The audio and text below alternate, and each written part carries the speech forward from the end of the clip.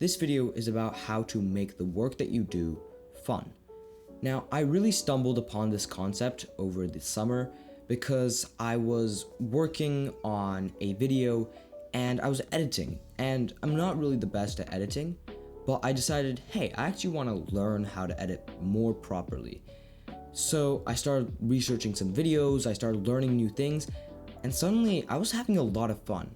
I was really engaged in the work that I was doing, and normally it would be really boring. It's like typing away at your keyboard, eating the frog, using all of your discipline to get through that work.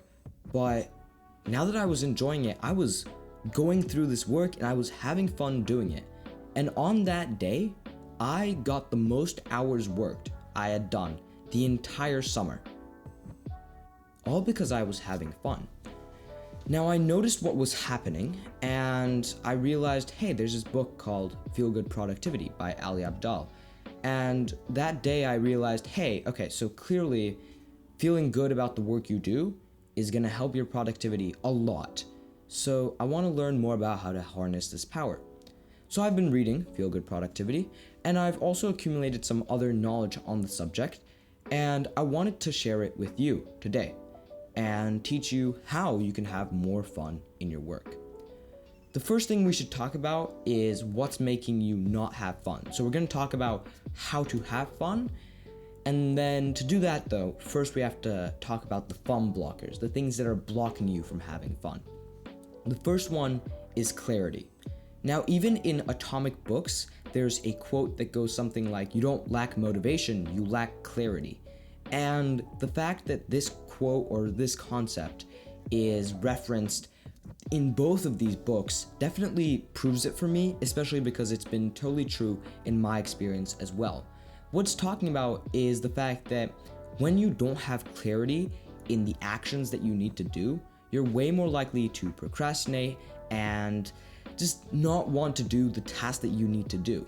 Now, if I gave you list number 1 that had step-by-step instructions for every minuscule detail of every step, it was like, open your computer, open Google Docs, type this in, do this section, script this, and then you'd be like, okay, I can do this. I can open my computer, I can open Google Docs, I can sign in, I can start typing the first section, yeah. Then I gave you a second piece of paper, like person 2 gets a different instruction sheet that just says, become famous on YouTube.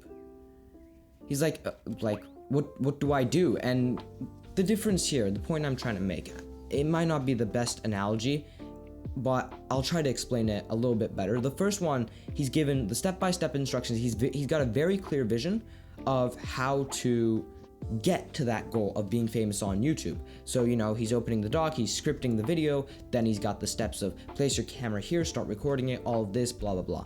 The second person is just told, be famous on YouTube. Well, he doesn't know what to do. The task of become famous on YouTube, it's such a vague and daunting task. You look at it and uncertainty, this is what I'm getting at here. This uncertainty, this vagueness, this lack of clarity is a lot of the time the biggest killer to our productivity, and we don't even realize it. Listen, I have an actionable step for you right now. If you are procrastinating any sort of work, whether it be some sort of entrepreneurial venture or just your homework, think about, are you lacking clarity in some sense? Or here, let me ask it more clearly. Do you know what the exact action you need to take to go forward in that thing you're doing right now is? Do you know what the exact steps are? If I asked you, go to your computer right now and tell me what the next 10 things you're gonna do are, or maybe that's a bit much, next 3 tasks in front of you are to progress towards this goal, what are the next 3 tasks? If you don't have a very clear, obvious answer that you can reply with instantly, you probably lack clarity. So how can we implement more clarity into our lives? Well, one method that I've seen a lot of times over and over again in many different sources, and one that I've used myself and found quite effective, is creating some sort of document where you have all of your tasks listed. So basically you would have task number 1, start scripting the video, script like the first 2 paragraphs or section 1. Step number 2, go to blah blah blah website and do. just have these very clear tasks for the day. So when you go to your computer and start working, you're like, okay, so I have to do my English homework, then I have to do this homework, I have to do the first paragraph of my essay. It's not like you sit down there and you look at your screen and you're like, oh God, I've got my math quiz to study for. I've got this. I don't know what to do. Like, I got so many stuff. Studying for that math quiz seems kind of hard. So maybe I'll just do the reading assign. Like, you can't be doing that. You need to know the exact steps, what you're gonna do. But I think we've spent enough time on that point. So let's move on to the next thing, which is fear. What does fear look like? Well, let's say you're thinking about making a YouTube video, but you're scared of the fact that people online will judge you. Maybe you want to pitch a business idea to your friends at school. I don't know. I'm making things up. But you're scared that they're gonna make fun of you for it. They're gonna ridicule you, and you're scared of that. And of course, a lot of the time, this fear is not gonna present itself in obvious ways. Maybe you want to write a script, but you're scared that it's gonna be terrible, that you're not good enough, that your idea is bad, so the script's gonna be bad as well. It's like, oh, you're working on the script, but like in your head, there's this voice that says, oh, but this idea is not good. Like, I can script this, but this is gonna be a shit idea. No one's gonna watch it. Fear is not very easy to find. It's the same as clarity. If you're not looking for it, you can totally miss the fact that the reason you're not doing your work is because of fear. So I want you to think to yourself, with all of the work that you do, are you scared of something? Is there something you fear? Is there a result that is uncertain and you're scared that things aren't going to go the way you planned? Are you scared that someone's going to judge you? Think about that. And one way to eliminate that fear, now there's a lot of ways to eliminate fear, and I've talked about a couple of them, but one new method that I found in Feel Good Productivity that I actually really liked is the 10-10-10 rule. Basically, the way this rule works is I want you to imagine that the worst case scenario happens, right? What you're scared of, yep, that has come true. How are you gonna feel about that in 10 minutes from now? Probably pretty bad still. A lot of the time it's gonna be like, okay, 10 minutes from now you're still feeling pretty annoyed about that, embarrassed, whatever it is. Next question, how are you gonna feel about this 10 weeks from now?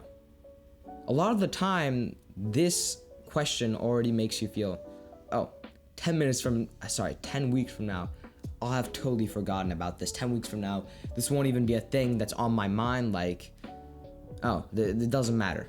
And then the final question is, will this matter 10 years from now? How will you feel about this 10 years from now? And most of the time, the answer will be like, not at all. Like, I'll probably have forgotten about this at all in 10 years. So one thing that this method does is it puts our fears into perspective. We look at them and we say, okay, so maybe, yeah, it's gonna matter in 10 minutes, but in 10 weeks, in 10 years, it's gonna be completely insignificant. So why am I scared? And, this is one method. There's a lot of methods, but that's one way to get rid of fear. Again, I'm not summarizing this entire book, but two of the main things, the main problems, the main feel-good productivity blockers are fear and a lack of clarity. So now that we've covered those, let's talk about making your work fun. I want you to ask yourself a question. First, select one activity that you've been procrastinating or that you haven't been feeling good about, that you've been kind of trudging through, using all of your discipline to get through, but you really don't want to do it. Think about that activity and ask yourself, what would this look like if it were fun? And it's not an easy question. Like, the question itself is very simple. It's, what would this look like if it were fun? But a lot of the times you need to brainstorm, and the answer doesn't come that easily. I did this for my work, for this YouTube channel, and I started writing it down. I was journaling about it, and I was struggling for a lot of these things. They just feel outright boring, and I can't really find ways to make them fun. But I think it's really worthwhile that you put some thought into this. It's not going to be like you're watching this now and you're probably thinking about some stuff in your head. I hope you are. Don't expect to necessarily find the perfect answer that solves everything right now. It might take some time. You might have to think about it for a bit. But I'll give you one idea that works kind of universally for any concept, and that's music. So normally I don't really like to work with music. A lot of the time, all of my friends in class, they'd be like, whenever we got free work time, they'd be like, oh, teacher, like, can I listen to music while I work?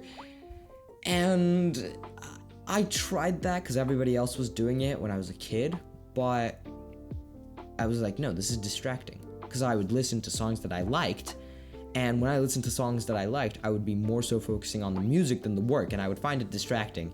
And I rightfully realized that, hey, this is not helping me. So why did I come back to music? Am I saying that you should sacrifice your productivity for the music, the enjoyment? No. What I did was instead, this time, I just opened some lo-fi music, let it play in the background, not too loud where it's distracting, but just so I have some background music. And I didn't really think it would make much of a difference. It's just some lo-fi background music. But it really helped, and it kind of shocked me because, you know, lo-fi, it's the sort of mid-ground where it's not distracting, but it also sounds nice. And as I was working, I just felt like there was more stamina there. Because imagine when you're working in the silence, it's just like you're typing away and then it's like your mind goes blank and you're just sitting in front of that screen and you're like, I don't know what to type. I'm bored. I'm tired. I don't want to do this anymore. There's nothing here. There's nothing. It's just you and that blank screen with some text on it. You gotta keep right. When there's music there, it just provides this sort of vibe, this more positive atmosphere. And even as you're typing, I type with a smile on my face. It just makes me a lot happier and more relaxed and just in a better mood as I work. Try it out. If you like it, that's great. But as I said, the whole smiling thing, that reminds me of another thing that you can try. Smiling more. Now, you might have heard of this before. If you just smile, fake smile, then you're a lot more likely to actually smile, and you're a lot more likely to be happy. Just smiling, the act of smiling makes you happier. This is proven. You can research it yourself, but this is a proven fact. And of course, you won't be spending your entire work period just like, remember to smile. I need to smile to be. Common sense. Just remind yourself to smile sometimes, and whenever something good happens in your work, just kind of congratulate yourself, pat yourself on the back, be like, yo, I just did all of that. Like, look back at your script and be like, I've written all of this. Like, this is good. I've done really well. Congratulate yourself. Remember to smile. Be like, hey, I'm enjoying this. Really catch those moments and bring them to light. Because the more you can leave this positive impression of working, the more you'll want to work. This morning, I was doing some scripting for a big project that I'm working on. It's related to this channel, and I'm gonna kind of announce it in my next video. But I was working on it, I was typing away at my script, and I worked for about an hour. It was in the morning, then I had to go eat breakfast, but after the work period, I was happy, I was feeling good. I finished that work period feeling more energized. I wanted to work more, and that's not a feeling I usually get when I work. So I was like, hey, this working thing is really fun. And that impression it left on me of that working was really fun bleeds into next time, because then I want to work again, because I wanted to work and I have to do something else. Normally it's like you want to do something else, but you have to work. But now the roles are swapped, so it's like, oh, I actually want to work this time. And that, as I said, bleeds into later times, and then you want to work more, you enjoy the work more, which leads to you wanting to work more, and then you enjoy the work more, etc., spirals, aka you work more and enjoy the work more. One last thing I want to mention is have a sense of ownership over your work. Now, what do I mean by that? Well, I'll give you some examples. When I was a kid, and even up to now, in school, whenever we got assigned projects, I would always be super motivated about them. We would get a project and everybody's like, oh, we gotta do this project. And I'm like, oh, okay, so I've got this cool idea. I'm gonna do this, and I'm gonna, instead of doing like a slideshow like everyone else, I'm gonna do this video. And okay, I'll do it with my friend, and we'll get into costumes so that we can act like the guys we're playing. And oh, I need some more actors in the video. Let me get my little brother. Let me get something for him as well, and then I'll edit the. I had all this stuff going on, and every single project I would go above and beyond the expectations, way above and beyond. I could have wasted like 2 hours on some of those projects and gotten a perfect grade if I wanted. It wasn't for the grade, but still I spent like 5-10 times more time that I actually needed to, not for the grade, but because I wanted to enjoy it, because I felt a sense of pride in the work that I was doing, and I felt like I'm making something cool here. I want to make this awesome thing that I'm making. You know, when you feel a sense of pride towards the things that you're making, when you feel the sense of ownership, you really are more motivated and you don't want to cut any corners. It's not about the grade at that point. It's about creating the best project that you can. And I didn't understand this for a long time until actually I read that book. I didn't understand why I was always such a motivated person, what set me apart from everyone else. Because on all of my report cards, the teachers were always like, you know, Mete always goes above and beyond on all of his projects. And, you know, I thought, I'm always such a motivated guy and I do well on projects. But I realized it's because I really took ownership of that project. It wasn't me following the rubric and doing the bare minimum to get the highest possible grade. It was me creating this project that I felt proud of, that it's not about the grade, it's about me creating a great project. And that sort of idea of, I own this is my thing, like this is my passion project, this is the thing I feel motivated towards, that really makes a difference. You might have heard a bunch of examples of people having a hobby that they really enjoy, but then they make that hobby about money. So, you know, they've been saving up, they quit their job because they're like, hey, I have this hobby I really, really enjoy and I love doing it and I don't get enough time to do it. And I think I could do this professionally. So I'm gonna quit my job and I'm gonna start doing this hobby professionally. And then they start doing this hobby, this thing that they're passionate about, as a job, as they're forced to, right? Now, it's not they want to do it, they're being forced to do this. And they're being forced to do whatever they need to do to use that hobby to get money. You know, people are commissioning them to do certain things. And a lot of the time, the way this story ends is they lose interest in that hobby. They lose interest in that because they no longer feel ownership over it. They no longer feel like, this is my hobby, that I'm doing what I want to do, I'm following what I want to do. It's like, this is what the business is forcing me to do, and now I have to spend X hours doing X activity to get the money. It's forced. You don't own it anymore.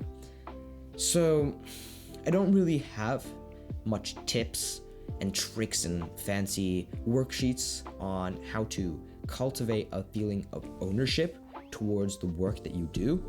But I also feel like it's self-explanatory to the sense where you can figure it out yourself.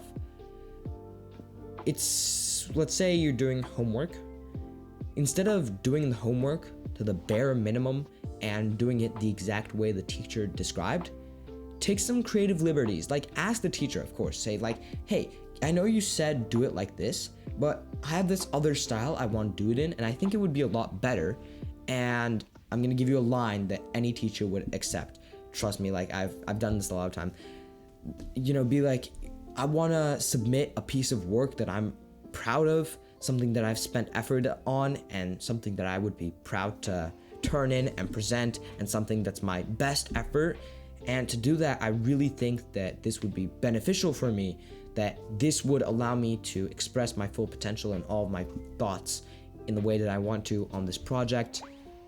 And then it's no longer, you know, the rules that are being forced upon you by the teacher. This is a project that you have taken up yourself. So that's something to keep in mind. Again, I'm not going to summarize the whole books, just some key points that I really want to share with you.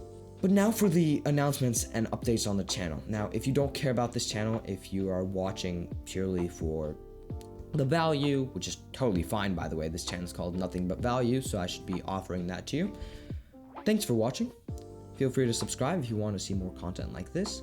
But for the people who care about this channel, here's the announcement. This channel is making a pretty big shift. It's not that big of a shift, actually. I'm not switching my niche completely. It's just before I didn't really have a niche. I just post about what I felt like posting about. So I'm actually gonna have a proper niche. I'm gonna make the whole channel a bit more professional. I'm gonna rebrand everything, and I'm gonna release something that I think you guys are really gonna like. It's gonna have a lot of value. It's gonna be one of the most valuable things, and when it's the full thing is released, it's gonna be the most valuable pieces of content that I've ever created. And I'm working on it. I'm doing a lot of work on it. It's hard because I've got school, I've got extracurriculars, I've got athletics, but it's coming along. So yeah, that video announcing it will probably be my next video. And so I'll see you there. Stay extraordinary.